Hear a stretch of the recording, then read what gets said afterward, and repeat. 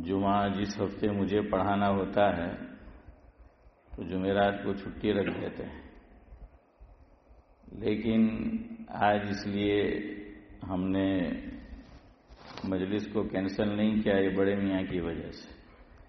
میری نیت یہی تھی، یہ ان کی وجہ سے، ادھر نہیں، ادھر سیدھے ہاتھ پر۔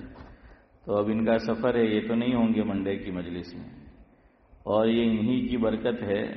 جب میں مسجد میں امام بن کر آیا تو یہ آج بھی چیئرمین ہے، اس دن بھی چیئرمین تھے، آج بھی چیئر پہ بیٹھے ہیں، تو وہی مانا چیئرمین، تو اس وقت وہ چیئرمین تھے جب میں آیا تھا۔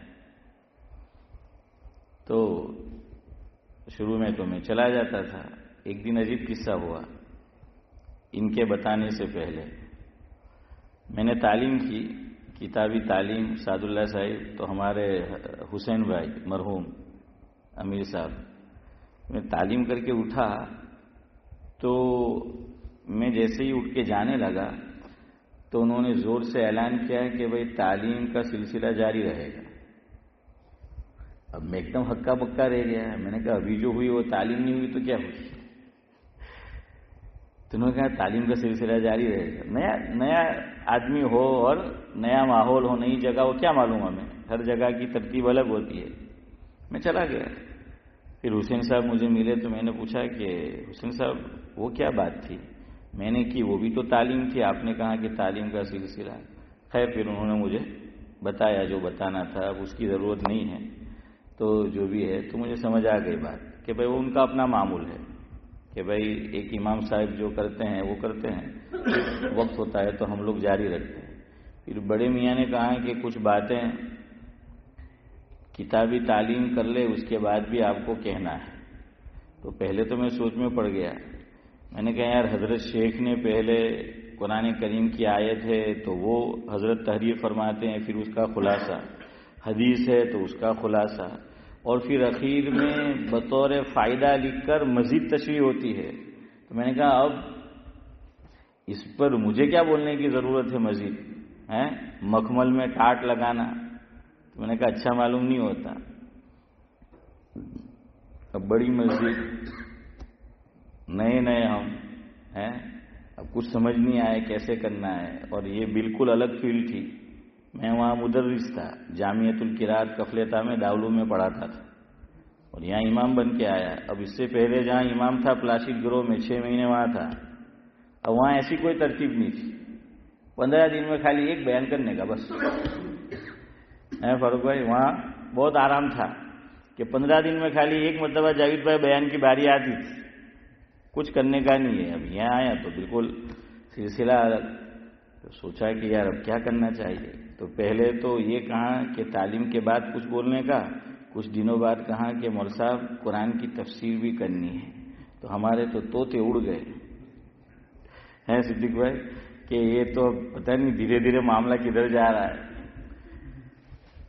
ہاں نئے بالکل نئی فیلڈ، کچھ کیا نہیں، اور مسجد کو دیکھ کے اور اتنے سارے مصلی کو دیکھ کر ویسے ہی پاؤں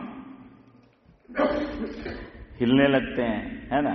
ہاں خیر اللہ تعالیٰ نے مدد فرمائی، بزرگوں سے مشورہ کیا، بلیک برن فون کیا، باٹلی کیا، ڈیوزبری کیا۔ تو ایک مولانا ہے، میں نام نہیں لیتا، انہوں نے ایک شعر بھی پڑھا، ذرا میرا مزاج پتہ نہیں ہلکا کرنے کے لیے یا یہ کہ نشاندہی کرنے کے لیے، تو کہنے لگے ابتدائے عشق ہے روتا ہے کیا ہے نورانی بھائی، ابتدائے عشق ہے روتا ہے کیا، آگے آگے دیکھے ہوتا ہے کیا۔ تو میں نے کہا پتہ نہیں اب کیا، خیر اللہ نے مدد فرمائی اور اس وقت سے سلسلہ جاری ہے۔ اللہ جب تک رکھے، عزت کے ساتھ رکھے، عافیت کے ساتھ رکھے، اور اس سلسلے کو بھی عافیت کے ساتھ جاری و ساری رکھے۔ تو میں نے سوچا کہ چلو اب عبدالصمد چچا ہوں گے آج تو آخری مجلس کر لیتے ہیں، پھر تو وہ چلے جائیں گے، رمضان سے پہلے شاید تشریف لائیں گے، اور ویکینڈ میں ہوں نہیں، تو کل جمعہ کے بعد سے چھٹی، تو پھر انشاءاللہ نہ آپ مجھے دیکھ سکیں گے اور نہ شاید میں آپ کو دیکھ سکوں منڈے کی صبح تک، کچھ کام ہے ویکینڈ میں۔ بہرحال اللہ تعالیٰ ان کا سایہ اور جتنے بھی یہاں ہمارے بزرگ بیٹھے ہیں بلکہ سبھی کی عمروں میں اللہ تعالیٰ عافیت کے ساتھ نیک اعمال کے ساتھ خوب برکت نصیب فرمائے. چھوٹی بڑی مہلک غیر مہلک ہر قسم کی بیماریوں سے اللہ تعالیٰ ہم تمام کی حفاظت فرمائے. آمین.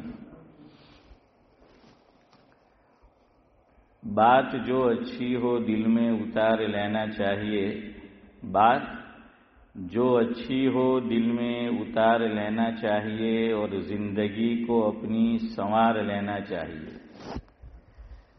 بات جو اچھی ہو دل میں اتار لینا چاہیے اور زندگی کو اپنی سنوار لینا چاہیے. خوشی کی عمر اکثر کم ہوتی ہے اسے خوشی خوشی گزار لینا چاہیے. بات جب چھوٹوں سے بگڑنے لگے تو بڑوں کو معاملات سنبھال لینا چاہیے.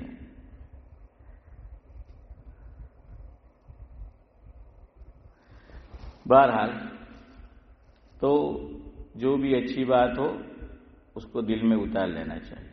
تو ہمارا موضوع تو کچھ اور چل رہا تھا لیکن کل ہم چھٹی رکھنے والے تھے. ہم نے تو چھٹی نہیں رکھی, صدیق بھائی نے رکھ لی. ہاں, صدیق بھائی کا معاملہ کیسا ہے بتائے جاوید بھائی. وہ انڈیا کے اندر ہم کیا کرتے تھے, پھٹی ہوئی نوٹ ہو تو اوپر بالکل کڑکڑتی نے, نیچے بھی ایک دم کڑکڑتی نے, وچما پھاٹے لی. اب نوساری صورت میں بیٹھے ہوتے تھے کہ فاٹے لی نوٹوں نہ لینا, تو وہ لیتا تو تھا لیکن 5 کے بدلے 5 تھوڑی دیتا تھا, کم دیتا تھا. اور ہم لوگ چاہتے ہیں کہ نہیں بھائی پورا ملے تو بینک میں جا کے پھر دیتے تھے. تو بینک والوں کو کیا کرتے تھے, اوپر کڑکڑتی نیچے کڑکڑتی اور اندر پھڑپھڑتی.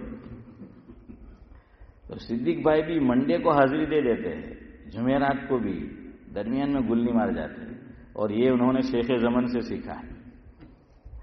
تو بہرحال کل ہم نے بات یہاں سے شروع کی تھی کہ مجلس ہم نہیں رکھنے والے تھے, لیکن جن سے ملنا تھا وہ ملنا موقوف رہا تو ہم نے مجلس کر لی. تو میں نے کہا کہ یہ بھی اللہ تعالیٰ کے وجود کی دلیل ہے. آدمی دیکھیے کسی بات سے بھی پازیٹیو چیز نکالنا چاہے مثبت تو وہ بھی نکلتی ہے, اور نیگیٹو نکالنا چاہے تو وہ بھی نکلتی ہے. وہ آدمی کے اوپر ہے, آدمی کی سوچ کے اوپر ہے کہ وہ اس سے اچھا پہلو نکالتا ہے یا برا پہلو نکالتا ہے. مکھی جو ہوتی ہے اس کے سامنے مٹھائی بھی پڑی ہوئی ہے اور گندگی بھی ہے, فضلہ بھی ہے, ٹوائلٹ بھی ہے, لیکن مکھی کی فطرت ہے کہ اگر وہ دونوں ہیں تو پہلے کس پہ جا کے بیٹھے گی, گندگی پہ جا کر بیٹھے گی, فضلے پر جا کر بیٹھے گی, وہ مٹھائی پہ جا کر نہیں بیٹھے گی. اس کی فطرت ہے. شہد کی مکھی ہوگی, حالانکہ وہی مکھی ہے وہ بھی, لیکن وہ عام مکھی, یہ شہد کی مکھی. شہد کی مکھی گندگی پہ نہیں بیٹھتی, وہ شہتوت آئے گا, آج آئے گی بات شہتوت کی انشاءاللہ. اس پہ جا کے بیٹھتی ہے اور وہاں سے رس لے کر آتی ہے, اور پھر اتنی بہترین غذا تیار کرتی ہے کہ اللہ رب العزت نے اسے قرآن میں بیان کر دیا. بڑی بات ہے کہ اللہ رب العزت اپنے کلام میں جگہ دے. تو شہد کی مکھی کا تذکرہ کیا, نہ صرف تذکرہ کیا بلکہ یوں فرمایا کہ فیہ شفاء للناس. اللہ اکبر, کیا فرمایا کہ وَيَذْهَبُ فِيهِ شِفَاءٌ لِلنَّاسِ, کہ اس میں ہم نے لوگوں کے لیے کیا رکھی ہے, شفا رکھی. مسلمانوں کے لیے نہیں کہا, لوگوں کے لیے. لوگوں کے لیے کیا ہے, شفا ہے. لیکن 2 باتوں کا خیال ضروری ہے. نمبر 1, مد اصلی ہو, مد شہد. قاری صدیق احمد سانسرودی دامت برکاتہم العالیہ ہماری مسجد میں بھی تشریف لائے تھے گزشتہ سال. فلاح دارین کے صدر قاری ہے. تو وہ ایک دن اپنے گھر سے باہر, وہ گاؤں کے اندر لوگ اخروٹ بیچنے اور شہد بیچنے, مختلف چیزیں بیچنے آتے ہیں گاؤں میں. تو ایک شہد بیچنے والا آیا, تو آدمی کا مزاج ہے, پوچھتا ہے کہ بھائی اصلی تو ہے نا, ہیں تو وہ شہد ہے. شہد کو گجراتی میں مد بولتے ہیں, مدھ لیکن اب مد. اور قرآن کریم یعنی تجوید کے جو قوانین ہیں اس میں بھی ہوتا ہے مد دال, تو اس کا معنی ہے اسٹریچ یعنی کھینچنا. مد کو کیا کرنا؟ کھینچنا. مد کی مختلف قسمیں ہیں. اب حضرت صدر قاری, بڑے قاری وہاں کے, اور جو بیچنے آیا شہد مد, تو حضرت اس سے پوچھ رہے ہیں زور سے کہ اللہ بھائی مد اصلی تو ہے نا؟ وہ تو گجراتی بولتے ہیں, گجراتی ہے, کہ مد اصلی تو ہے نا, مد اصلی ہے. تو حضرت مولانا ابرار احمد صاحب دلیوی رحمۃ اللہ علیہ کا وہاں سے گزر ہو رہا تھا. حضرت کے کان میں بات پڑ گئی کہ بڑے قاری صاحب جو ہیں شہد بیچنے والے سے پوچھ رہے ہیں ذاکر بھائی کہ مد اصلی ہے. تو ہمارے حضرت نے فرمایا ان سے کہ قاری صاحب مد اصلی کی پہچان آپ کو نہیں ہوگی تو کس کو ہوگی؟ نہیں سمجھے ہیں امین بھائی؟ کہ دونوں بات ہو گئی. یعنی مد اصلی وہ جو قواعد ہے تجوید کے, اس میں ایک مد ہے, ایک قسم, اس کا نام فاروق بھائی کیا ہے؟ مد اصلی. اور یہ مد اصلی تو حضرت نے تو وہ فرما دیا کہ قاری صاحب آپ کو پتہ نہیں ہوگا مد اصلی تو کس کو پتہ ہوگا بھائی. تو خیر ایک تو قرآن نے غلط نہیں کہا, اس لیے میں کہہ رہا ہوں کہ جو قرآن نے کہا نا 16.5 آنا چاہیے, 100% قرآن کریم کی بات صحیح ہے. اگر مجھے اور آپ کو شہد سے فائدہ نہیں ہو رہا تو یہ خراب ہے, ہمارا پیٹ, ہمارا معدہ خراب ہے, یا تو پھر جو چیز ہم نے خریدی وہ خراب ہے. اب تو ہر چیز میں ملاوٹ. ہمارے بڑے فرماتے ہیں, ایک بزرگ ہیں ہمارے, کہ پہلے تو دودھ میں پانی ملایا جاتا تھا, چلو تب بھی ٹھیک تھا کہ بھائی دودھ میں پانی ملا دیا, اب تو پانی میں دودھ ملاتے. فرق سمجھ آیا؟ بھائی دودھ میں پانی ہے تو کچھ تو دودھ ہوتا تھا, اب تو پانی میں دودھ, تو کوئی چیز ہے نہیں. اس لیے اب آج کل ایک چیز کا بہت زور ہے, کیا بولتے ہیں وہ, اور آرگینک ہے نا, ہے ساتھ آرگینک ہر چیز میں کہ آرگینک. اور آدمی ذرا جب اس کو بولے گا نا تھوڑا وزن دے گا. جس بات پہ وزن دیا جاتا ہے تو سمجھ جانے کا ذرا دل میں اس کے پہلے اہمیت ہے اور آپ کے دل میں اہمیت بٹھانا چاہتا ہے. ہاں یہ اس کا مطلب ہوتا ہے, ذرا زور سے اس پہ وزن دیا جاتا ہے. تو اور اتنا یاد رکھنے کا نورانی بھائی, جو چیز وزن دے کر کہی جائے اس کے خریدنے میں بھی وزن لگتا ہے. اس لیے آرگینک آپ ذاکر بھائی خریدو گے تو کیا ہوگا؟ مہنگا ملے گا نا. ہاں وہ مہنگا ملے گا. وہ دیکھیے دنیا گھوم پھر کے پھر وہیں آ گئی, اتنی ترقی کر لی کہ یہ مسالے وہ مسالے پتہ نہیں ہیں. ایک صاحب کہتے تھے کہ دنیا میں نہ سالے اچھے نہ مسالے اچھے ہیں جائز بھائی, نہ سالے اچھے نہ مسالے جو ہے وہ اچھے. تو پہلے وہ کیا تھی, اصل چیز تھی, ہاں وہ ویسے ہی آرگینک تھی, اس پہ لیبل لگانے کی ضرورت نہیں پڑتی. اب کیوں لیبل لگانا پڑتا ہے؟ یہ دلیل ہے کہ مارکیٹ میں ارے بولو ملاوٹ والی چیزیں زیادہ ہے, اس لیے یہ لیبل لگانا پڑتا ہے. ورنہ پہلے لیبل نہیں لگانا پڑتا تھا, پہلے سب چیزیں ویسی تھی. اس لیے ماشاءاللہ دیکھیے ہمارے بڑی عمر کے جو حضرات ہیں اب تک بالکل فٹ ہے, اور ہم تو 50 کے اندر ہی انفٹ ہو گئے. تو سب جو ہیں وہ مسالے کھا کے ہیں. ہاں جاوید بھائی, یہ ہمارے شیخ زمان جب صبح چلتے آئے نا تو دیکھنے کا, ہاں اتنا. اور عام طور سے حافظ یوسف ہم دونوں ساتھ ساتھ ہو جاتے ہیں, میں ادھر سے آتا ہوں وہ ادھر سے آتے ہیں, تو میں کھڑا ہو جاؤں, میں کہ باجی تمہیں چلنا جاؤ یار, دھکو بکو لائے گو تو میں پڑھا تمہیں نہیں پڑھو ہیں. یوں بالکل فوجی کی طرح چل کر جو ہے وہ آ رہے ہوتے ہیں. ماشاء اللہ, اللہ قائم رکھے ہیں. ہاں صحت تندرستی. تو وہ آرگینک پہلے چیزیں جو ہیں وہ ویسی ہوتی تھی, اسی کی جانب جو ہیں لوگ آ رہے ہیں. پہلے لوگ چلتے خوب تھے, یا پھر سائیکل تھی, کیا تھی, سائیکل یا پیدل.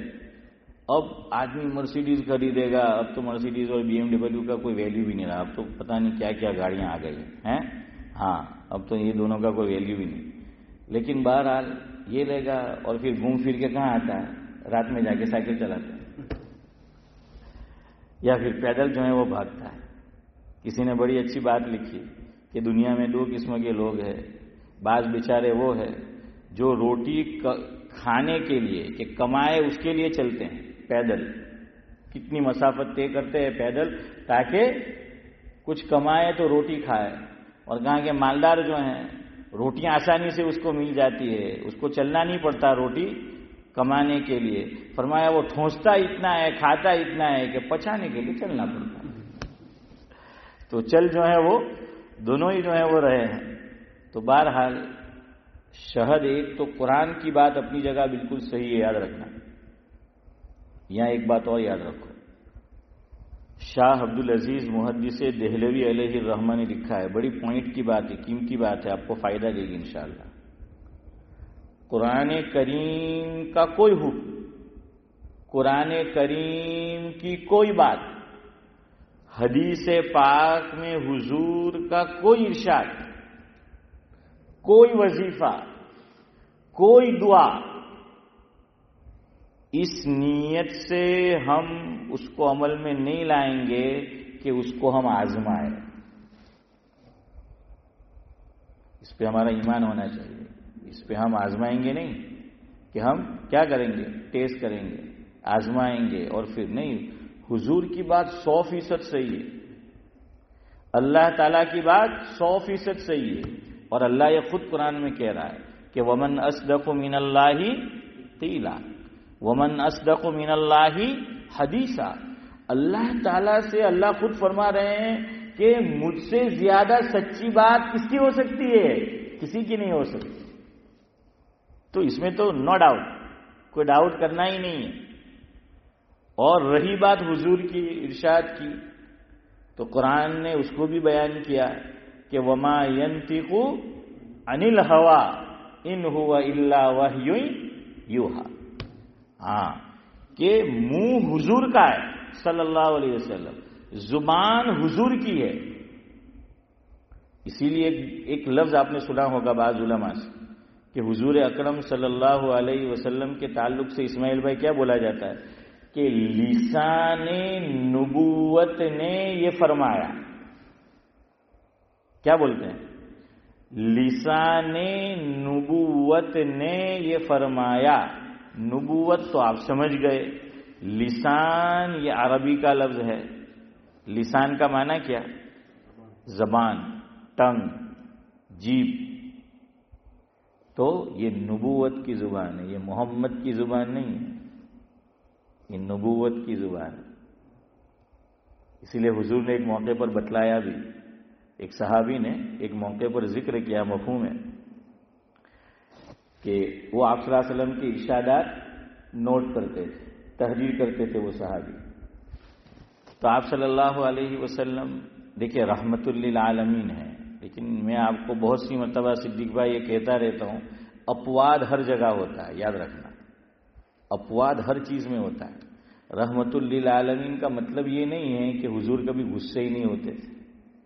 حضور نرم دل تھے اس کا مطلب یہ نہیں کہ غصے ہی نہیں ہوتے تھے.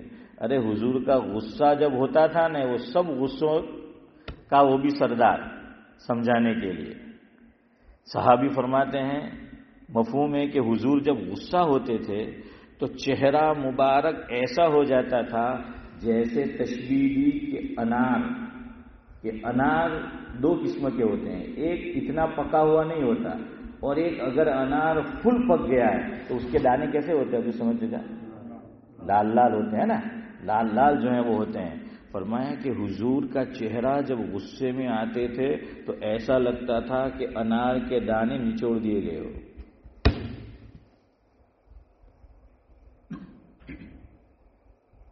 تو حضور نے غصہ بھی کیا، ایسا نہیں کہ نہیں کیا. صرف غصہ نہیں کیا، میری طرف دیکھو، فضائل میں ہے، حضرت شیخ نے بھی لکھا ہے، فضائل صدقات میں ہے یہ. ایک صحابی کو اتنی زور سے حضور نے بیضوی شکل کی وہ چیز تھی وہ ماری ہے کہ حدیث میں ہے مفہوم اگر لگ جاتا تو ان کو خون نکل آتا. کیا نکل آتا؟ خون جو ہے وہ نکل آتا اگر لگ جاتا تو یہ نہیں کہ غصہ نہیں آئے گا. اگر غصہ انسان کو نہیں آتا، یہ اس کی انسانی بشری کمزوری علماء نے لکھا ہے، حکماء نے لکھا ہے. کیوں؟ قرآن کریم میں اللہ نے کہیں یہ نہیں فرمایا کہ اچھے لوگ وہ ہے جنہیں غصہ نہیں آتا، یہ نہیں فرمایا. حدیث میں حضور نے غصے کے اعتبار سے انسانوں کی 4 کیٹیگری بتائی. کتنی بتائی؟ 4 کیٹیگری جو ہیں وہ غصے کے اعتبار سے آقا نے بتائی. پہلے قرآن کی بات سنیں، 4 پارہ جو کوارٹر فنش ہوتا ہے، اس کے بعد ہے اللہ رب العزت فرماتے ہیں کہ ہم نے وَسَارِعُوا إِلَى مَغْفِرَةٍ مِّن رَّبِّكُمْ وَجَنَّةٍ عَرْضُهَا السَّمَاوَاتُ وَالْأَرْضُ اُعِدَّتْ لِلْمُتَّقِينَ. مفہوم کیا ہے؟ جنت کیسی ہے ساتھ؟ تو اللہ تعالیٰ نے اس کا تعارف کرایا ہے، اس کی کیا ہے؟ مسافت بیان کی ہے، اس کا ایریا جو ہے وہ بیان کیا ہے، اس کا علاقہ جو ہے وہ بیان کیا ہے، اس کی پیمائش جو ہے وہ بیان کی ہے. فرمایا زمین و آسمان کی جو وسعت ہے نا، کتنی ہے؟ اللہ جانے کتنی ہے. فرمایا جنت صرف سمجھانے کے لیے، باقی یہ بھی نہیں، پتہ نہیں وہ کتنے گنا بڑی ہوگی. وہ حدیث آپ نے پڑھ رکھی نا، مفہوم ہے کہ ادنا جنتی کو جو جنت ملے گی وہ کتنی ہوگی اس دنیا سے؟ وہ بڑی ہوگی، بالکل ادنا درجے کا جو جنتی اس کو اتنی ملے گی. اب یہاں پر اشکال پیدا ہو سکتا ہے، بلکہ مجھ سے ایک آدمی نے سوال کیا تھا. آپ کو ذرا پہلے بتا دوں کہ کیوں سوال پیدا ہوتا ہے. شادی کی ایک آدمی نے، بچے ہوئے، 4 بچے 6 بچے جو بھی ہے، ماں باپ بعض مرتبہ ہوتے نہیں ہوتے، چلو مطلب کہ فیملی میں 6 بندے ہیں، 8 بندے ہیں، 10 بندے ہیں، اور بڑا مکان انہوں نے خریدا، بڑا مکان ہے. اب شادی ہوئی تو پہلے تو اولاد ماں باپ کے ساتھ رہتی تھی، اب تو شادی ہوتی ان کو کیا لگتے ہیں؟ اب ہماری اولاد کو کیا نکل آتے؟ پر جو ہے وہ نکل آتے ہیں. اور میں تو کہتا ہوں ان کو اچھا ہے پہلے سے الگ کر دو، ورنہ یہ 2-4 سال کے بعد الگ ہوں گے اور جھگڑ کے الگ ہوں گے. اس لیے اگر گنجائش ہے اور ماں باپ بھی کیا ہے، صحت مند ہے، ضرورت نہیں ہے الگ کر دو. حضرت تھانوی رحمۃ اللہ علیہ نے اپنے دور میں فرمایا، مفہوم ہے جس کا، فرمایا کہ یہ جو گھر میں عورتوں کی لڑائی اور جھگڑے ہوتے ہیں نا، اس کی وجہ کیا ہے پتہ ہے آپ کو کہ یہ جھگڑا کہاں ہوتا ہے؟ حضرت تھانوی نے فرمایا آگ چولہے سے ہی نکلتی ہے. آگ چولہے سے ہی نکلتی ہے. آگ کہاں سے جلتی ہے؟ جہاں چولہا ہوگا، گیس ہوگا، تو وہاں سے. کیا مطلب؟ فرمایا کہ ساس بہو کا جھگڑا پکانے میں ہی ہوتا ہے. دیکھیں بڑے میاں ہنس رہے ہیں، اس کا مطلب میری بات کی تائید کر رہے ہیں. ذکیر بھائی ان کے لیے چیئر رکھ دینے کی، جب سے چیئر پہ بیٹھے مزاج بدل گیا ہے، اب میری ہر ہاں میں ہاں ہے. تو مجھے کیا پتا، ورنہ کب سے آپ کو بٹھا دیتے اوپر. تو بہرحال حضرت تھانوی کا ملفوظ ہے کہ یہ، اور واقعی بات یہی ہے، ساس کے کھاوانوں رنધાઈ ગયેલું હોય ને સાસ આવે રંધાઈ ગયું કોને પૂછે બહુને તો કે હા કોને પૂછીને આવે ہوتا ہے نا، کونے پوچھنے رہے. اچھا بعض مرتبہ اس نے وہ پکایا ہوتا ہے بہو نے وہ نے جو ساس کو پسند ہے، پھر بھی ساس کیا ہے، ناچنا نہیں تو آنگن، یہ آپ کہہ رہے ہیں. تو بہرحال پھر صدیق بھائی کیا ہوتا ہے ساسوں کے دیکھیے وہ અમુક વખત બહુ બિચારી ડાહી હોય. શું કે મમ્મી હવે નહીં પૂછ્યું રહી ગયું, પણ આજે મેં એ જ પકાવેલું છે, એ જ એમ કે મેં રાંધેલું છે તે તમને બહુ ભાવે. તો કે નહીં હમણે 2-4 દાડા પર તો ખાધલું એમ કે ને 2-4 દાડાની 2 વીક પર બી ખાધલું હોય ને 4 વીક પર તો હું કે ઓ હમણે 2-4 વીક પર તો ખાધલું એમ કે તને કોને ભાઈ દોઢ ડાપણ કરવાની કે આને નાધવાનું. अब शुरू बाज़ मरतबा मामला उल्टा होता है,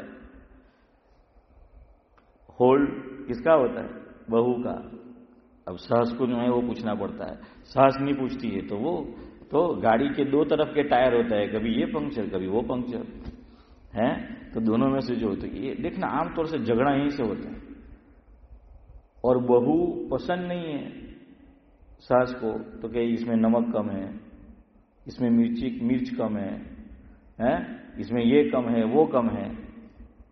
तो ये कम और बेचारी बहू की आंखें हो जाती है नम. ہے ہوتا ہے نا. تو یہ سب ہے جھگڑے. اس سے اچھا ہے. حضرت تھانوی فرماتے تھے اگر ساتھ بھی رہو، حضرت کا ملفوظ ہے، بعض مرتبہ الگ رہنا نورانی بھائی ممکن نہیں ہوتا. تو حضرت تھانوی کیا فرماتے ہیں سعد اللہ صاحب، رہو ساتھ، کھانا الگ پکاؤ. ہمارے یہاں معاملہ الٹا ہے، رہتے الگ ہے، کہیں کہ کھائیں گے ساتھ. ارے جھگڑا نو موڑ تو آج ہے نا. ہم الٹا چلتے کہ نہیں کھانے میں ساتھ ہونے چاہیے، اسی میں سے جھگڑا ہوگا. یہ سب ہمارے بڑوں نے جو لکھا ہے وہ اسی لیے کہ سب انہوں نے دیکھا ہے وہ کہ یہ جو ہے وہ کیا جو ہے وہ ہوتا تھا. خیر تو وہ پر لگ جاتے، وہ تو اولاد آج کی ہماری کیا ہے اڑ جاتی ہے، وہ نہیں رہتی ساتھ میں. بعض مرتبہ ماں باپ کا گھر اتنا بڑا ہے، ارے بھائی تو کیوں قرضہ لے رہا ہے لوگوں سے، وہ نہیں ہمارو પોતાનું એમ કે ઘર હોવું જોઈએ. અરે ભાઈ એ ઓલાદે તો સિદ્દીકભાઈ ખુશ થવું જોઈએ જેના મા બાપનું પોતાનું ઘર છે, એ લોકોને ફિકર જ નહીં, મરવા પછી મીરાસમાં બેઠું મળવાનું. તો ભાઈ હું કો ફિકરવાળી જિંદગી કરે. कर्ज ले तो टेंशन होता है ना, अरे होता है कि हाँ कर्ज ले तो टेंशन होता है, लेकिन नहीं वो कर्ज लेंगे चाहे प्राइवेट में ले चाहे बैंक से ले. माँ बाप बतेरा समझाते नहीं समझ में आता उनकी कि नहीं ये हमारी प्राइवेट लाइफ है, हमारी हमें प्राइवेसी नहीं मिलती. तो मैंने कहा पहले लोगों को मिलती थी, तुमको नहीं मिलती. फुकाहा ने लिखा है याद रखो, आज हमारे यहाँ निकाह जो होता है हो रहे उसमें एक शर्त बहुत से लोग रखते हैं और बहुत सी मर्तबा निकाह उसी वजह से नहीं हो पाता. क्या?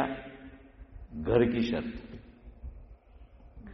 लड़की वाले ये कंडीशन रखते हैं, शर्त रखते हैं कि हमारी लड़की निकाह तो करेगी लेकिन आपके बेटे को फ्लैट लेना है अपना, या फ्लैट नहीं लेना है, लंदन है तो फ्लैट लेना पड़ेगा. यहाँ स्पेशली हमारा इलाका बहुत महंगा और कंट्री साइड है तो क्या कहेंगे भाई 2 बेडरूम का मकान, कम से कम छोटा 2 बेडरूम का मकान चाहिए तो हम अपनी बेटी क्या है वो भी आएंगे.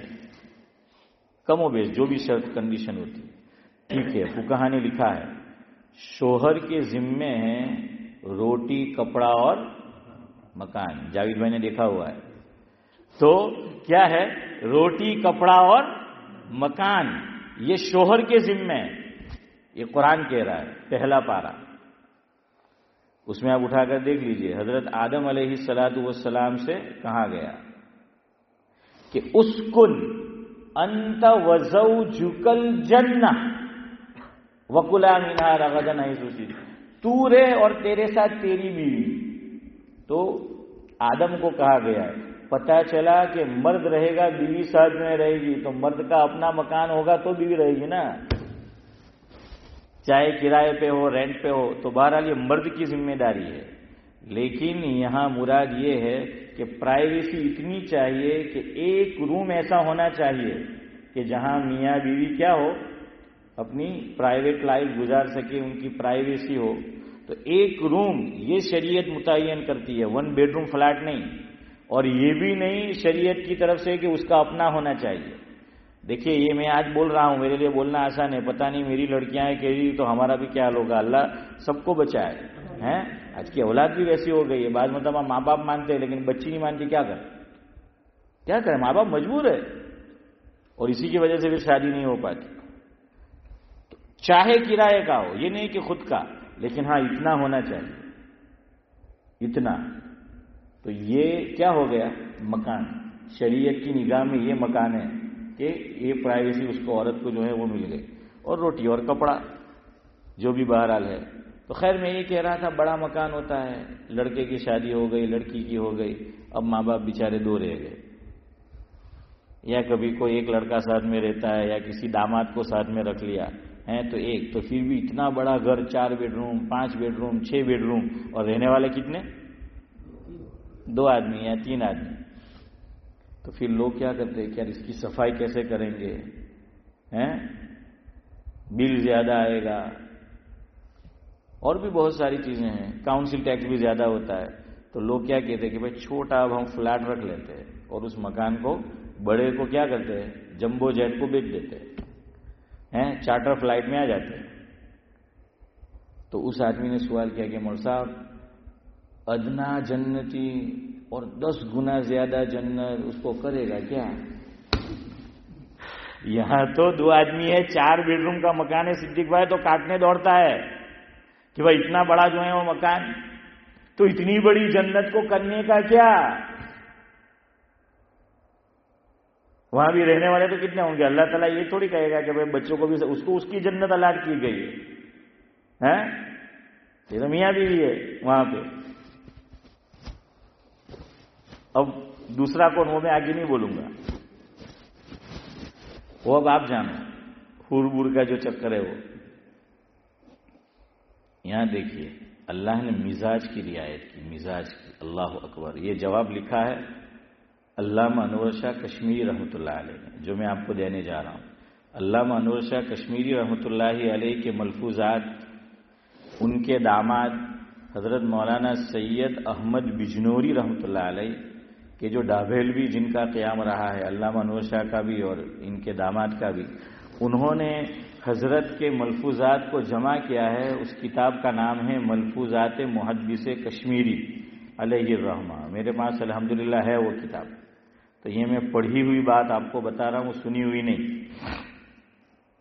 حضرت نے فرمایا، اللہ تعالیٰ نے کیا فرمایا جنت کی نعمتوں کے تعلق، یہ میں اپنی طرف سے، حضرت نے نہیں لکھا لیکن آپ کو سمجھانے کے لیے کہہ رہا ہوں، مفہوم ہے، اگر صحیح ہے تو اللہ کی طرف سے اور غلط ہے تو میرے اور شیطان کی طرف سے۔ البتہ بات ذرا آپ کو سمجھ میں آئے گی۔ جنت کا جہاں تذکرہ ہے تو اللہ رب العزت نے ایک لفظ وہاں بیان کیا ہے کہ وَلَكُمْ فِيهَا مَا تَشْتَهِي أَنفُسُكُمْ، تشتہی، قرآن نے کیا بیان کیا کہ وَلَكُمْ فِيهَا مَا تَشْتَهِي أَنفُسُكُمْ، تشتہی یعنی خواہش، چاہت، کیا بیان کیا؟ خواہش، چاہت۔ انسان کی چاہت کیا ہوتی ہے؟ ایک مکان اپنا ہے تو کتنے ہو جائے؟ 2 ہو جائے، 2 ہے تو کتنے ہو جائے؟ 3 ہو جائے، 3 ہے تو کتنے ہو جائے؟ 4 ہو جائے۔ ایک دکان ہے تو کتنی ہو جائے؟ 2 ہو جائے، 2 ہے تو کتنی ہو جائے؟ 3 ہو جائے۔ ایک اپارٹمنٹ ہے تو کتنے ہو جائے؟ 2 ہو جائے۔ 1 لاکھ بینک بیلنس ہے تو 2۔ سب کی انسان کی فطرت ہے یہ مزاج۔ فرمایا اللہ تعالیٰ وہ دیں گے، یہاں ہم نے اللہ کی مرضی، رب چاہی زندگی گزاری، وہاں من چاہا ملے گا۔ تو انسان کی یہ خواہش ہے، اور غالب نے وہی کہا ہے نا، غالب نے کیا کہا سعد اللہ صاحب؟ ہزاروں خواہشیں ایسی کہ ہر خواہش پہ دم نکلے، ہزاروں خواہشیں ایسی کہ ہر خواہش پہ دم نکلے، بہت نکلے میرے ارماں مگر پھر بھی کم نکلے، پھر بھی کم نکلے۔ یعنی ساری خواہشیں آدمی کی پوری نہیں ہوتی، اور خود حدیث میں حضور نے فرمایا، مفہوم ہے کہ انسان کا پیٹ نہیں بھرتا۔ اور تشبیہ میں کیا فرمایا حضور نے جو مثال دی سونے سے اور وادی، کہ انسان کو اگر ایک سونے کی وادی مل جائے تو وہ کیا چاہے گا کہ 2 ملے، 3 ملے، 4 ملے۔ حضور فرمایا، اس میں بھی شامل ہوں، ہم سب انسانی مزاج، کہ 3 ملے، 4 ملے، 5 ملے۔ حضور فرماتے ہیں کہ خواہش نورانی بھائی بڑھتی ہی جاتی ہے، بڑھتی جاتی ہے۔ انسان کی خواہش کو کوئی بھر نہیں سکتا سوائے مٹی کے، یہ حضور نے فرمایا۔ اس کی خواہش کو کون بند کرے گا؟ منہ مٹی، یعنی کیا مطلب؟ قبر، وہ انتقال کر گیا ہے، چلا گیا، وہ بند کرے گا۔ باقی اس لیے حضور نے فرمایا ایک اور حدیث میں مفہوم ہے، انسان بوڑھا ہو جاتا ہے لیکن اس کی خواہشیں جوان رہتی، یہ حدیث کا مفہوم ہے کہ انسان تو بوڑھا ہو جاتا ہے لیکن خواہشیں کیا رہتی ہے؟ جوان رہتی ہے۔ جب اتنا آپ نے کہاوت ہے کہ واندرو ڈوہو تھے جائے پر گلاٹ ماروانو، ہاں، تو اسی طریقے سے کیا ہے کہ خواہشیں جو ہیں وہ جوان رہتی ہے۔ تو یہ خواہش انسان کی، اللہ نے فرمایا چند سالوں کی زندگی ہے تیری، تو گزار کے آ، تجھے اتنا دیں گے کہ تیرے تصور سے باہر، اتنا تجھے ملنے والا ہے کہ تو مولوی صاحب سے تعجب سے پوچھے گا کہ آٹلا نے کروں ہوں اتلو دوں تک۔ ابھی بات میری پوری نہیں ہوئی ہے۔ تو ایک کیا یہ خواہش، دوسرا آپ دیکھیے انسان کی دوسری خواہش، قرآن میں آپ ایک لفظ پڑھیں گے جنت کے تعلق سے، اور بعض مرتبہ جہنم کے تعلق سے بھی ہے وہ لفظ، لیکن بعض جگہ جہنم کے ذکر میں وہ لفظ نہیں بڑھایا گیا، جنت کے ذکر میں بڑھایا گیا ہے۔ وہ آپ کو میں مثال دوں، سورہ حافظ صاحب وہ تغابن، سورہ تغابن، سورہ تغابن آپ پڑھیں گے حافظ صاحب 28واں پارہ تغابن، ہاں 28واں پارہ، اس میں 2 رکوع ہے، اس میں 2 رکوع ہے. اللہ رب العزت نے پہلا رکوع جو ختم ہوتا ہے وہاں جنتیوں کو کیا ملنے والا ہے اور جہنمیوں کو کہ بھائی ان کے ساتھ کیا ملنے والا ہے، نہیں کیا معاملہ ہونے والا ہے، وہ جو ہے وہ بیان کیا ہے. تو قرآن اس میں جنتیوں کے تعلق سے یہ فرماتا ہے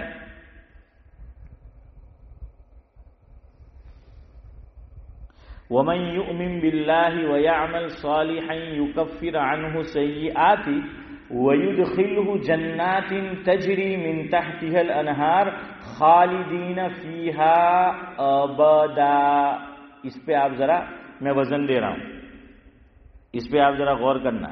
قرآن نے یہاں مومنین کے تعلق سے کیا فرمایا کہ جو ان کو جنت ملنے والی ہے وہ کیسی ہوگی؟ ابدا. ایک تو خالدین فرما دیا تھا، خالدین کا معنی ہی ہمیشہ کے لیے، لیکن پھر ایک اور لفظ بڑھایا تاکیدن، ابدا. کیا بڑھایا؟ ابدا. ہاں اس کے بعد معن جو آیت ہے اس میں جہنمیوں کا بیان ہے کہ اللہ تعالیٰ جہنمیوں کے ساتھ کیا کریں گے. والذین کفروا وکذبوا بآیاتنا اولئک اصحاب النار خالدین فیہا. حافظ صاحب سے پوچھ لیجیے، ابدا نہیں ہے. اوپر جنت کا ذکر ہے، ابدا ہے. جہنم کا ہے وہاں ابدا نہیں ہے. کیوں؟ اس کا ابھی وقت نہیں ہے. ویسے بھی ہمارا وقت ہو رہا ہے اور ابھی تو کل کی بات آج بھی شروع نہیں ہوئی. تو بہرحال ابدا ہے. کیوں؟ ہمارے قریب میں ایک بڑے عالم تھے، ہماری مسجد میں بھی تشریف لائے ہیں، حضرت مولانا عتیق احمد، کیا نام تھا؟ عتیق الرحمان صاحب. حضرت مولانا عتیق الرحمان صاحب نور اللہ مرقدہ. ان کے والد گرامی حضرت مولانا محمد منظور نعمانی نور اللہ مرقدہ، حضرت نے اپنے یہاں لکھنؤ میں درس قرآن حضرت دیتے تھے. وہ ایک جلد میرے پاس ہے، وہ چھپ چکا ہے درس قرآن ہی کے نام سے. اس میں حضرت نے بڑی پیاری بات لکھی کہ قرآن جگہ جگہ جنتیوں کے تذکرے میں یہ کیوں کہتا ہے. اللہ خالی اتنا فرما دیتے کہ بھائی تم کو جنت ملنے والی ہے، لیکن نہیں، اللہ جہاں جنت کا تذکرہ کرے گا تو عام طور پر ہے اولئک اصحاب الجنہ خالدین فیہا. بعض جگہ صرف اتنا ہے خالدین فیہا، ابدا نہیں. اور ابھی جو میں نے آپ کو بتایا وہاں پر کیا ہے؟ خالدین فیہا ابدا. وہاں پر کیا ہے؟ ابدا. فرمایا یہ کیوں؟ تو کہاں وہی دنیا والی خواہش. کون سی خواہش؟ دنیا والی خواہش. دنیا میں آدمی کیا چاہتا ہے؟ کوئی مرنا نہیں چاہتا. آپ کہتے ہیں لوگ سوسائڈ کرتے ہیں تو وہ گناہ ہے. اسلام تو مرنے کی اجازت نہیں دیتا. ہاں ہمارے یہاں تو سوسائڈ نہیں ہے، وہ اجازت نہیں ہے.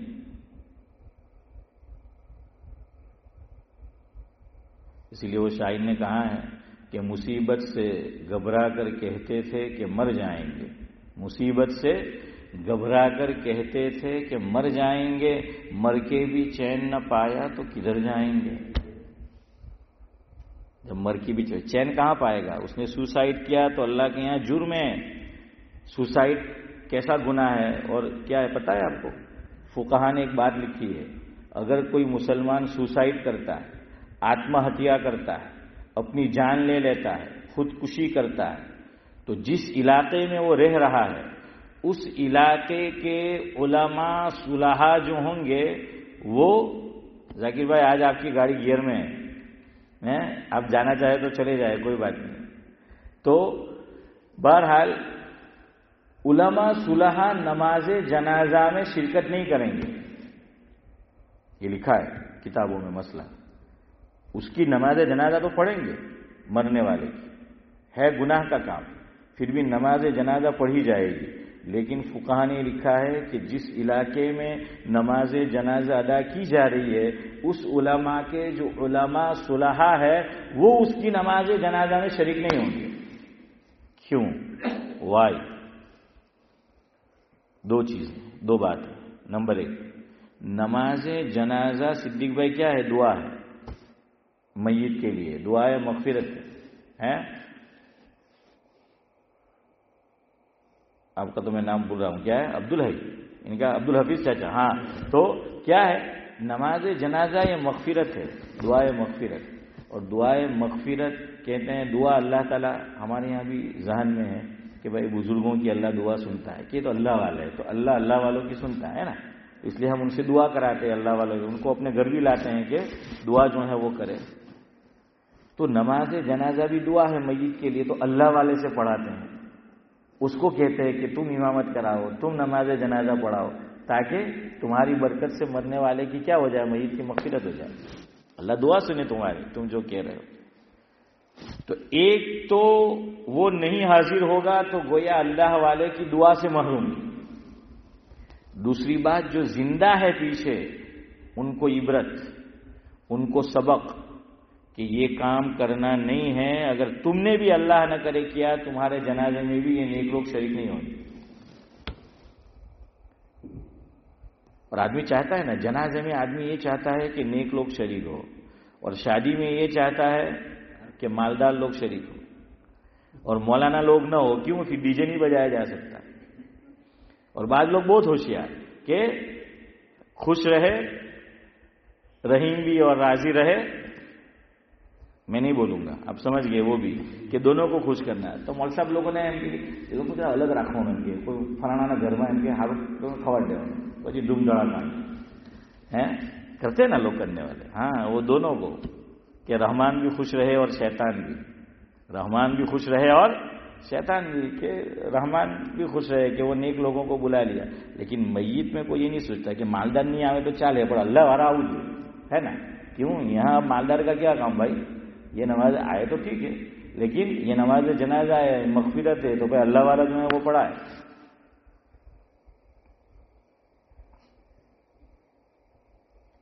تو لوگ سوسائڈ نہ کریں، خودکشی نہ کریں. اس لیے علاقے کے جو نیک لوگ ہیں ان کو کہا کہ ان کی نماز جنازہ میں تم شریک مت ہو. سمجھ آیا؟ بہرحال میں یہ کہہ رہا تھا، بات کو سمیٹتے ہیں. حضرت مولانا محمد منظور نعمانی نے کہا ہر آدمی چاہتا ہے کہ اس کی زندگی لمبی ہو، ہے نا. آدمی چل پھر بھی نہیں سکتا، بیڈ پہ ہیں، پھر بھی کیا کہتا ہے، وہ سب دعا کر جو اللہ ان کے ذرا صحت دے، یعنی باجی نبی جیون منچ ہے. ہاں اس میں بھی شامل ہوں. ہر آدمی علاج کیوں کراتا ہے، دوائی کیوں کراتا ہے؟ ارے بعض مرتبہ آدمی جان بچانے کے لیے زندگی بھر کی کمائی اڑا دیتا ہے، گھر بیچ دیتا ہے کہ علاج کرانا ہے، زمین بیچ دیتا ہے علاج کرانا. حالانکہ علاج سے کوئی گارنٹی نہیں ہے کہ وہ اچھا ہو جائے گا. پھر بھی آدمی اپنی جمع پونجی کو کیا کرتا ہے، بیچ دیتا ہے زندگی بچانے کے لیے. کیوں؟ جتنا وہ زندہ یہاں رہ سکتا ہے وہ رہے، یہ خواہش. اب دیکھو وہ خالدین فیہا، اللہ فرماتے ہیں کہ میرے بندے دنیا میں تو جینا چاہتا تھا کہ تجھے موت نہ آئے، یہ خواہش تھی تیری. چاہے تو کسی سے بولتا تھا نہیں بولتا تھا، میں تو جانتا تھا، اللہ تو جانتا تھا کہ تیری لمبی زندگی پانے کی خواہش تھی کہ تو زیادہ جیے. چل اب تو وہاں پہ مختصر زندگی ہمارے کہنے کے مطابق گزار کر آیا ہے، تیری یہ وش اور تیری یہ خواہش ہم پوری کر دیں. اسی لیے یہ نہیں کہ بعد میں اب آدمی جنت میں چلا جاتا اور پھر سوچتا ہے کہ خبر نہیں پاچھو یہاں مروانوں کیا ہوں، تو جنت میں پاچھی مزہ نہیں آتا ہے، پھر مزہ نہیں آتا جنت میں کہ یہاں مرنا ہے. اس لیے حدیث کا مفہوم ہے اللہ تعالیٰ جنتی ایک طرف جہنمی ایک طرف، موت کو میڈھے کی شکل میں لایا جائے گا. کیسی شکل میں؟ مفہوم ہے میڈھے کی شکل میں لایا جائے گا. اور میڈھا چیت کبرا ہوگا. کیسا ہوگا؟ چیت کبرا جو ہے وہ میڈھا ہوگا. اب وہ چیت کبرا کیوں ہوگا اس کی بھی وجہ ہے لیکن وقت نہیں ہے. اور وہ موت میڈھے کی شکل میں، ابھی جنتی جنت میں نہیں گئے، جہنمی جہنم میں نہیں گئے. اللہ تعالیٰ دونوں کا بھی رزلٹ ہے وہ کلیئر اب کہ بھائی اب جو ہے وہ کیا کرنا ہے. آدمی کو انتظار ہوتا ہے نا. ہاں اور موت کو ذبح کون کریں گے؟ حضرت یحییٰ علیہ السلام. کتابوں میں ہے موت کو موت جو میڈھے کی شکل میں ہے اس کے گلے پر چھری کون پھرائیں گے؟ حضرت یحییٰ. یحییٰ کا معنی کیا؟ زندگی. یحییٰ کا کیا معنی؟ زندگی. تو اللہ گویا وہ کہتے ہیں نا نام کا بھی اثر. تو اللہ یہ بتائیں گے کہ دیکھو اب یہاں زندگی ہی زندگی ہے، موت کو ہم کیا کر رہے ہیں؟ ذبح کر رہے ہیں. اور ذبح کرنے والا بھی یحییٰ کہ اب زندگی ہی زندگی. اس موقع پر کتابوں میں لکھا ہے جہنمیوں کو وہ تکلیف ہوگی یہ سن کر، یہ دیکھ کر کہ اگر موت دوبارہ ہوتی وہ وہیں مر جاتے. کیوں؟ اب تو سزا ہی سزا ہے. آدمی کو کہہ دیا جائے کہ اب جنم ٹیپ، عمر قید کی سزا اور پھانسی، تو آدمی ویسے ہی مر جاتا ہے. تو یہاں بھی ویسا ہی، وہ خواہش پوری. یہاں دنیا میں زیادہ پراپرٹی ہو. اب شاہ صاحب کا جواب سنو. شاہ صاحب نے لکھا جنتیوں کی خواہش بادشاہوں جیسی ہوگی. چلو میں اور آپ تو یہ نہیں چاہتے کہ ایک علاقہ ہو، دو علاقے ہو، ایک گھر ہو، دو گھر ہو، لیکن جو بادشاہ ہوتے ہیں نا، تو بادشاہ بڑا آدمی ہے دنیاوی اعتبار سے بھی، اس کی خواہشیں بھی بڑی ہوتی ہیں. بڑا آدمی ہوتا ہے، اس کا مکان بھی بڑا ہوتا ہے، اس کا گیٹ بھی ویسا ہی ہوتا ہے، اور بڑے آدمی کا دماغ بھی بڑا ہوتا ہے. یاد رکھنا، بڑے آدمی کا دماغ بھی کیا ہوتا ہے؟ بڑا ہوتا ہے. یہ اپنا جو نلو بلو نہیں بیچارہ. اسی لیے جو بڑا آدمی اگر ذمہ دار ہے مسجد کا، مدرسے کا، گھر کا، چھوٹی موٹی باتوں کو وہ اگنور کرتا ہے. کیوں؟ اسی میں پھنسا رہے گا تو بڑے کام کیسے ہوں گے؟ بڑا ظرف، بڑا ذہن. اب بادشاہوں کا کیا مزاج آپ دیکھیے. دنیا بھر میں آج بارڈروں کا مسئلہ ہے. جھگڑا دنیا بھر میں کیا ہے؟ بارڈروں کا ہے. بارڈروں پہ جو ہے وہ لڑائی جھگڑے جو ہیں وہ ہوتے ہیں. ہر ایک اپنی بارڈر کی حفاظت کرنا چاہتا ہے. کیوں؟